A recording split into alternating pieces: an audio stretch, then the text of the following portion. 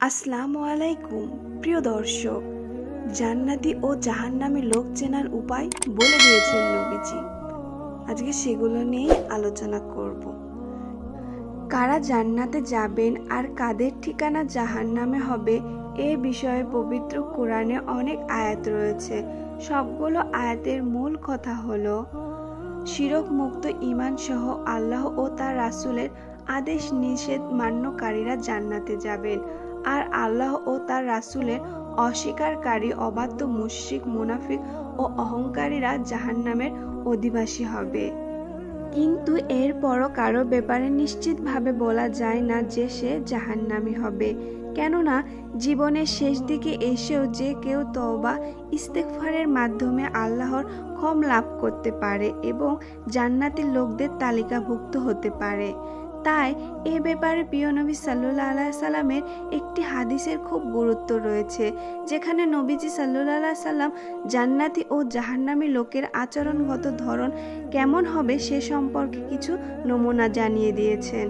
হাদিসটি হলো হারিসা ইবনে ওয়াহাব রাদিয়াল্লাহু তাআলা থেকে বর্ণিত। তিনি বলেন, আমি নবী সাল্লাল্লাহু আলাইহি সাল্লামকে বলতে শুনেছি, আমি কি তোমাদেরকে জান্নাতি লোকদের সম্পর্কে অভিহিত করব না? তারা হবে দুনিয়াতে দুর্বল, মাজলুম। তারা যদি কোনো কথায় আল্লাহর ওপর কসম করে ফেলে তবে আল্লাহ তাআলা তা পূর্ণ করে দেন। আর যারা জাহান্নামে যাবে তারা হবে অবাধ্য, ঝগড়াটে ও অহংকারী।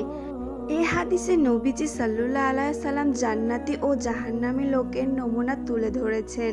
যারা জান্নাতি তাদের আচরণ হবে কোমল, নরম, ক্ষমতার অধিকারী হলেও তাদের দেখতে দুর্বল মনে হবে। কথা, কাজ, চলনে তারা দুর্বলের মতো হবে। কারো প্রতি অত্যাচার করবে না, জুলুম করবে না। পক্ষান্তরে যারা জাহান্নামী হবে তাদের নমুনা তুলে ধরে প্রিয় নবী সাল্লাল্লাহু আলাইহি সাল্লাম বলেন, তারা হবে ঝগড়াটে। যে কারো সঙ্গে ঝগড়া লেগে যাবে, তারা কারো কথা শুনবে না, বরং সর্বক্ষেত্রে তারা হবে ক্ষতিগ্রস্ত, আর সব কাজে তারা হবে অহংকারী। কোরআন সুন্নাহর আলোকে এই সব বদ গুণের অধিকারীরা হবে জাহান্নামী। এ হাদিসে তাই উল্লেখ করা হয়েছে। সুতরাং মুমিন মুসলমানের উচিত ঝগড়াটে, অবাধ্য ও অহংকারী স্বভাব থেকে বিরত থাকা। যারা দুর্বল তাদের সঙ্গে উত্তম আচরণ করা, নিজেকে দুর্বল ভেবে দুনিয়াতে চলাফেরা করা। আল্লাহ তাআলা আমাদের সবাইকে হাদিসের উপর আমল করার তৌফিক দান করুন।